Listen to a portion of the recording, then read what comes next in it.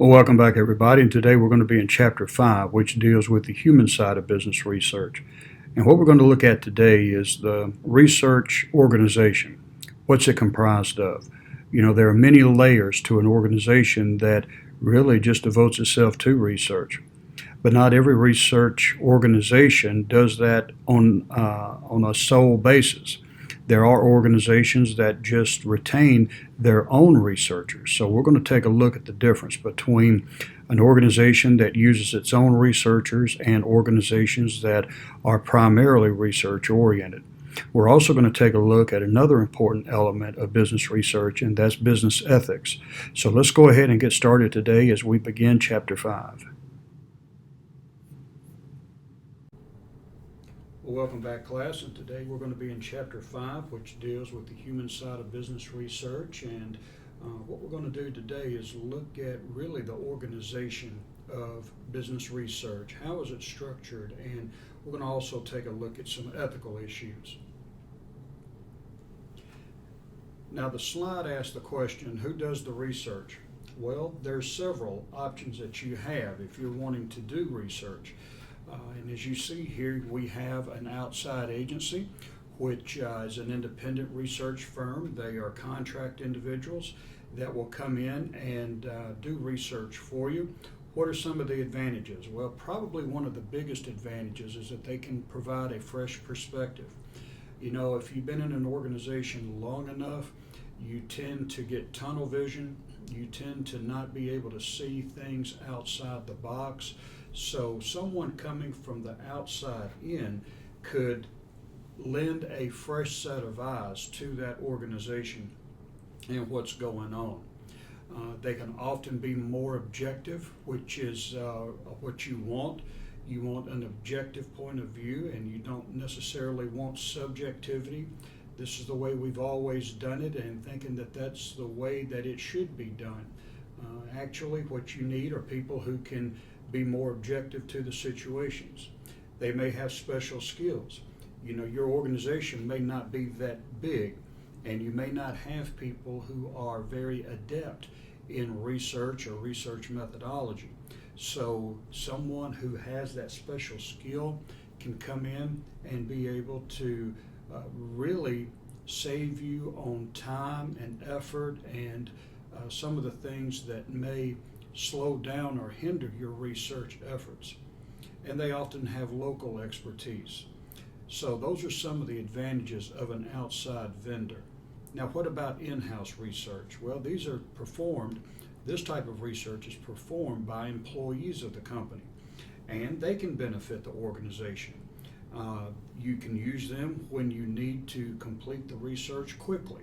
They're already in the organization. You don't have to go and search for the proper candidate and then do the interviewing and screening and all of the things that take place before you retain a vendor to come in and do your research. If the project requires close collaboration among employees, then probably an in-house employee or researcher would be better. They know the people. They know the culture. They're able to navigate a lot more efficiently and effectively because they know in different areas who does what. They know to go to certain people for certain types of research, whereas an outside vendor may not have that knowledge. They're usually cheaper. Yeah, that goes without saying. You normally don't pay somebody extra in the company to do research. They're already on the payroll. And then if secrecy is a concern, that's an issue that an in-house employee could probably help remedy a lot better than an outside vendor. The thing about an outside vendor is that you can't control the information once they have it. They're in charge of it. Now, you may be the proprietor of it, and it may be yours, but we hear all the time of leaks occurring in business today, and that could happen too. And when it comes to objectivity, now, I've found, if possible, The best strategy for all of this is to use both. Take an outside vendor, but also use an in-house consultant that can work alongside the vendor and provide a holistic approach to the research. You have the objectivity of an outside vendor, but you also have the experience and knowledge of the in-house researcher as well. But sometimes that's not feasible, but again, that's in a perfect world, and oftentimes we find out that we're not living in that. So those are the advantages and disadvantages of each as you make your decision on who it is you would prefer to use. Now, when it comes to the structure of the business research organization, whether you are going to be in a business that solely does that, or whether you're in a large organization and that's a function of the organization, usually you'll have a director of marketing research, and they're the leader in the efforts, and they integrate, as you see here, the staff level research activities into one effort. They provide the functions of managers and leaders as they plan, they execute, control the firm's research function. You also have a research analyst, and they're responsible for contacting the clients, designing the project. They do proposals, they look at suppliers for research, and supervise data collection, analysis, and reporting activities. So they have a lot of operational responsibility. Now, you have research assistants or associates, and they provide the technical support. They may help design the questionnaires. They may help analyze it. They may collect it, whatever. But they're also called, in many cases, junior analysts. And then you have the manager of decision support systems. Now, we've talked about that before. These are the resources that help us to crunch data and derive some type of meaning from it. But the manager supervises the collection and analysis of data such as sales, inventory, and customer relations management data. And then you have forecast analysts, and they provide the technical assistance such as running the programs that are needed in the decision support systems and manipulating data to support future sales. The director of research as a manager, you have different problems. You have skilled research professionals like conducting research better than managing people. Most of these people are data oriented. They are not very outgoing as far as being relational and so forth. They would rather just stick to data and data analysis. The research management role often is not formally recognized. They may have the responsibilities, but management may not recognize them as such, and they may have difficulties asserting themselves. Outstanding research professionals often have trouble delegating responsibility. They oftentimes just do it themselves. They know how to do it, and they get engrossed. They get enmeshed in the research itself, and they just take it all upon themselves. And then research is often seen as a hodgepodge of techniques available to answer individual unrelated questions. So there are some definite issues when it comes to directing research, and these are some of them. Others would be just the time constraints that these people are under. Most of the time, management wants the answer right away, and sometimes that's not feasible, so they get dumped on for that. Oftentimes the director of research is the catch-all between the researchers and management, so there are all types of challenges that come with the director position, and these are just some of the highlights of it. Now, ethical issues in business research. One of the things that you're going to be challenged with, and you're going to be personally challenged with it, and your people are going to be personally challenged with it. No one likes to give out negative information, especially when it comes to breaking it to the boss. So oftentimes data may not be accurate, it may not be valid, it may not be the quality that you would expect it to be. Oftentimes the people that you will interview at times or question will make themselves look glowing, and they may not be the best performing people. They may even be part of the problem. So you have to be careful when it comes to ethics. Now, ethics is really the study, the principles of how we should behave. And in business ethics, it's the application of morals to behavior related to the exchange environment. So what we really, in a nutshell, business ethics tells us how we should behave as morally an ethical business professional. Now, when we talk about morals, moral standards are the principles that reflect beliefs about what is ethical and what is unethical. So morals is that kind of like that compass that tells us that we are doing right or we're doing wrong from a behavioral standpoint. And then ethical dilemma is a situation in which one chooses from alternative courses of action, each with different ethical implications. And there are going to be times when your ethic will be challenged. And oftentimes it will come in the form of something that may be ethical, it may not be ethical. It may be moral, it may not be immoral, but it'll be a gray area there. And oftentimes even management may play off of those ambiguities or those gray areas. And you may be asked to skew information, or they may want you to bias information. So, and the people that you talk to may give you biased or prejudiced information. So you have to be careful with that. But you have to choose between what is right and what is wrong, and your ethic will determine that. Now, one of the problems with ethics is this idea of relativism. And relativism is a term that reflects the degree to which one reflects moral standards in favor of the acceptability of some action.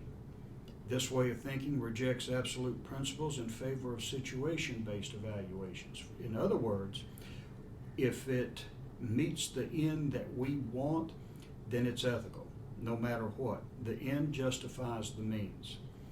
Now, there was a situation with Enron, and many of you probably remember Enron as probably the most scandalous company that has been around in modern history. They were involved in all types of unethical accounting practices and so forth, and fraud, and I mean, it ruined the careers and the lives of many, many people. But there was a secretary who worked for one of the chief executives who was involved in the scandal. And he went to her and wanted her to report some things that were, not really indicative of what was going on with the company. But he put it in such a way that if she didn't do it, she wasn't a team player and jobs were hard to come by, and he really wanted her around to be there for him in the long haul, and if you just do this once, we won't ask you to do it again. Now, this lady was, I think, in her 50s, mid-50s. She and her husband were living in a comfortable life, a nice house, and she was a Sunday school teacher in a Baptist church. So she was a devout Christian. She really had the life that many people dreamed of. And she faced a moral dilemma. What they're asking me to do is really not unethical, but I just don't feel good about this decision. Well, long story short, she decided to play ball with the company, and she worded some documents and withheld some information that should have been reported. And it wasn't long after that before he came back again and asked her to do something a little bit more overt as far as being unethical, and she refused. And he said, "You've already started helping us with this type of thing, so you might as well see it through." So right there, she was already trapped, and she continued on down that path.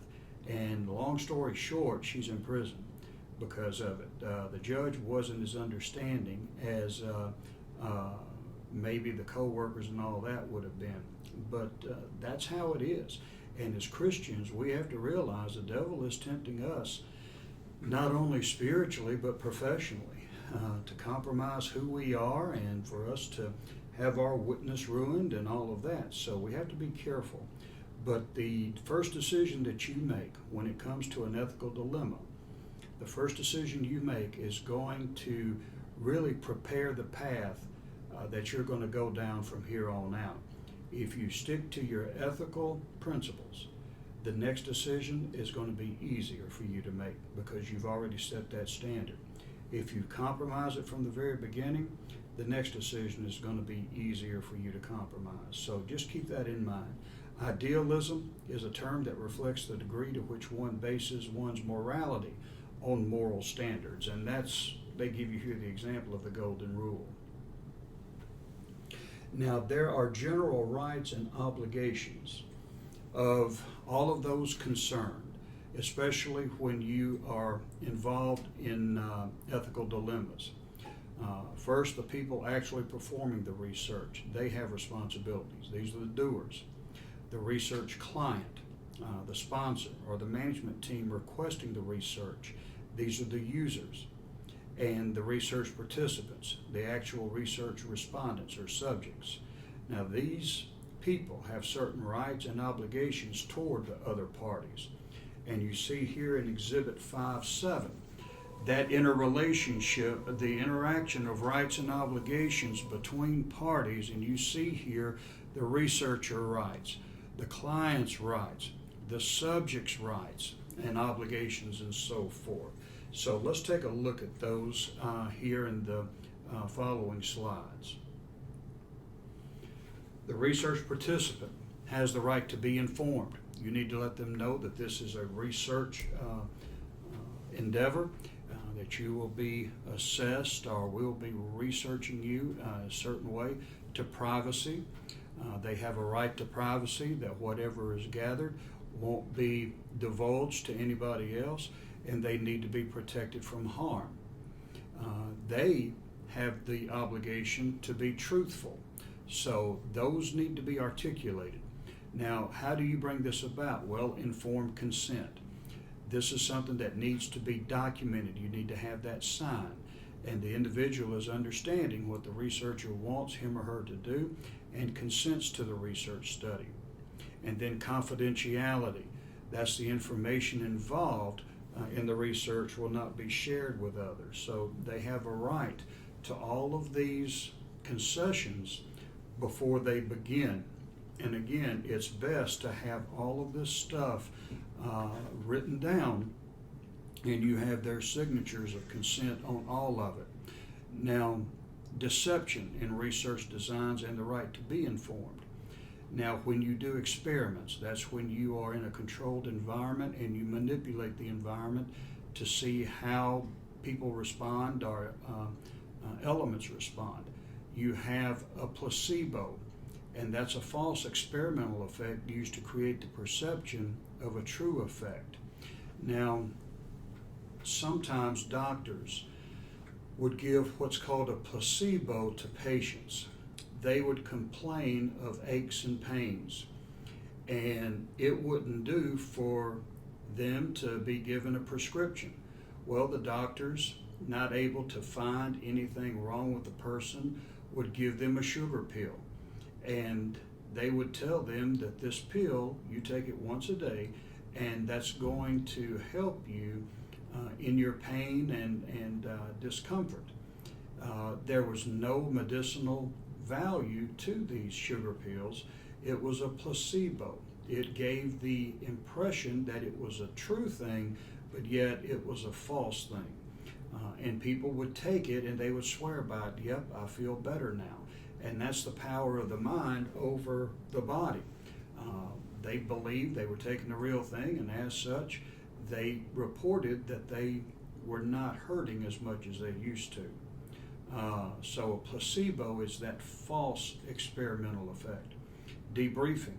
Research subjects are fully informed and provided with the chance to ask any questions they may have about the experiment. Now, we should be informing them. Now, there's some things that we're not going to tell people, but the focus that we should have is that everything that this person is going through or has gone through, we need to be transparent as possible. And then we have here the little vignette of crazy good, have fun, play games, and buy Pop-Tarts. And the question here is that is it ethical to market to children when they don't realize they are being marketed to? And you see here, online marketing of children, products to children has expanded exponentially. And you see on television a lot of advertisements for kid-oriented items. PopTartsWorld.com lets kids play games online and even put their photo on a Pop-Tarts box. What they don't realize, though, is that Pop-Tarts is selling the children that product. They want to create a demand for that product, and then they will offer these things so that they will more than likely buy Pop-Tarts. Now, protection from harm. Questions to ask to help avoid harming a participant. Has the research subject provided consent?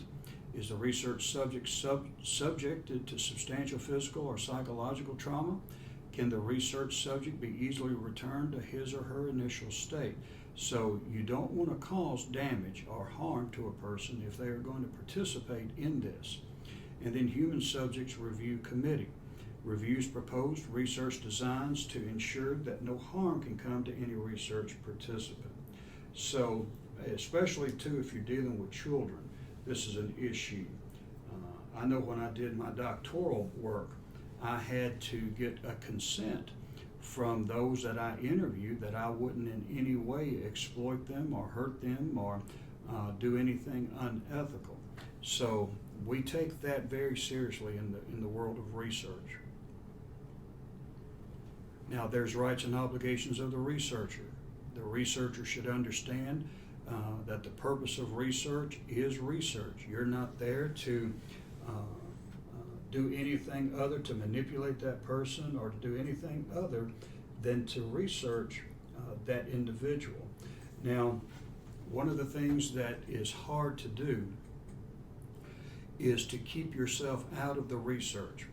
When I was interviewing people for my dissertation, it was very easy for me to try to, or it would have been easy for me to try to engage people in a conversation, to try to get them to see what they're doing is wrong and this, that, and the other.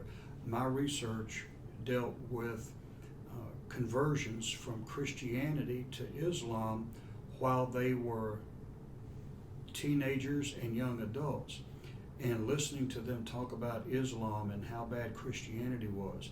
I wanted to interject my thoughts, but my purpose there was just to research, and that means gain their insight and not have them listen to mine. You want to maintain objectivity, which means that you want to keep, again, your personal views and opinions out of it. You don't want to misrepresent the research. You don't want to bias it in a way that it would support your initial hypothesis. You want the data to do what data does or do, and that's give you accurate information, and you need to report it. Be honest in reporting errors. You need to identify and put down anything that would compromise or anything that would slant or bias your research. Protect the confidentiality of subjects and clients, and don't disseminate conclusions that are inconsistent with or not warranted by the data. A lot of people have gotten in trouble because they have misrepresented data. We see that today in politics as we get closer to November of 2020. We're seeing now that polls are coming out where there's an overwhelming lack of support for President Trump. Well, you have to wonder where that information is being derived and how it's being used. So you can't necessarily trust what you are hearing and reading, and that's unfortunate because now there's a distrust in our institutions that we used to rely on for news. So it can damage your reputation, but it also could hurt the people involved in the research. Research that isn't research, pseudo-research, is conducted not to gather information but to bolster a point of view and satisfy other needs. That's what we're seeing again in our political arenas. Push-pull, telemarketing under the guise of research, and I've been the recipient of that. I've answered the phone, sir, we are taking a poll on veterans, and sir, are you a veteran? And I said, yeah. Well, one of the things that we would like to do is talk to you about insurance. So automatically, they're coming across as researchers, but they're merely just trying to sell us something. Service monitoring, contacting customers about their experience with the product. There is no selling attempt, so that's an issue too that we need to be aware of. And then, is it right or wrong? And I may put this on the forum. While research may help victims, is it ethical to survey them under conditions of high personal trauma and stress? Any research supported by U.S. federal funds must be subject to a peer review, and many corporate human subject committees are also becoming common. Is it right, ethical, for us to come in and talk to people about different things, research things, under high trauma or stress, like a tornado or a hurricane and so forth? Or should these things be conducted after the trauma or after the crisis has passed? Now, there are conflicts of interest. When you work for two competing firms, you're going to get in trouble if they're wanting data and research to be done on similar things. They may want to know what the other company is doing, so you have to be careful with that.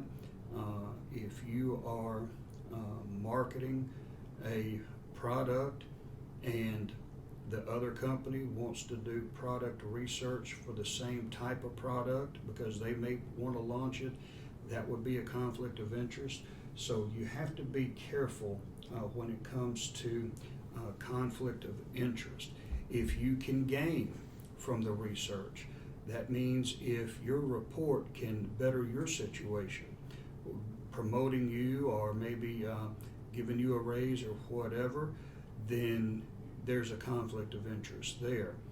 I was researching, or I was investigating really some illegal activity going on in a private school, and I'm working in that private school, and my report would either keep me there working and the school being able to maintain its at the time current standing, or the school would be shut down because of impropriety. Well, that's a conflict of interest. I mean, everything in me, as far as wanting to promote myself or keep my job, said, just do your research and give a favorable report. But my Christian ethic wouldn't let me. I did find impropriety and embezzlement of money and so forth. So I had to be honest, and when I initiated the report to the board of directors, of course they closed down the school. and I'm out of a job. So you have to be aware that sometimes there may be conflicts of interest when you are doing research. And then you have rights and obligations of the client sponsor, that's the user. And here we're dealing with ethical behavior between buyer and seller. That can take on any number of issues. You need to have an open relationship with research suppliers, an open relationship with interested parties. You can do, as they say here, advocacy research, which is undertaken to support a claim in a legal action or represent some advocacy group. The main thing you want to do with the client and the researcher is making sure that no one is getting an unfair advantage.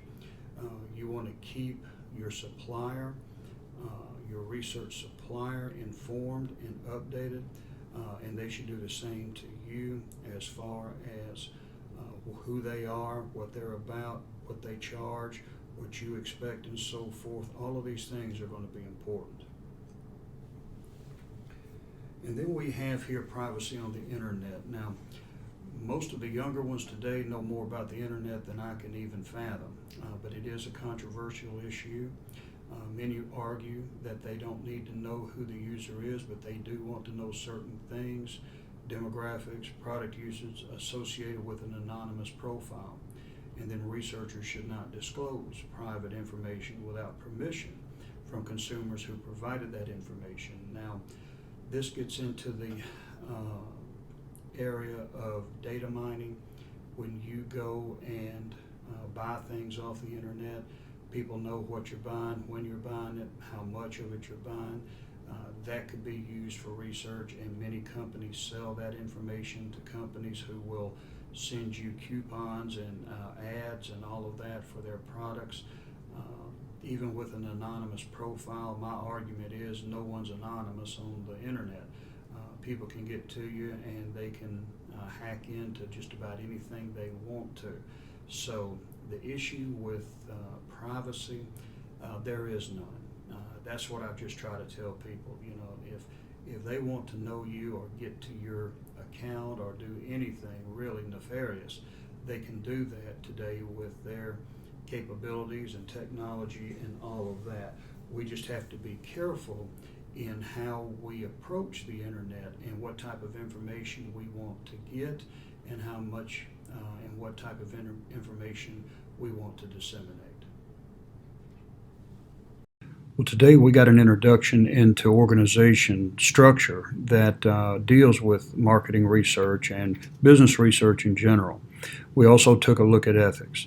So today I think the most important thing we can glean from Chapter 5 is the diverse nature of business ethics. Now, you may know directors and assistants and all of that, and that's important to know, don't get me wrong. But the main thing that we need to focus on today as Christians, especially in the workplace, is how we can maintain good Christian ethics and morality while we do our research. Well, that's all we have for today. Come back tomorrow and we'll be beginning in Chapter 6.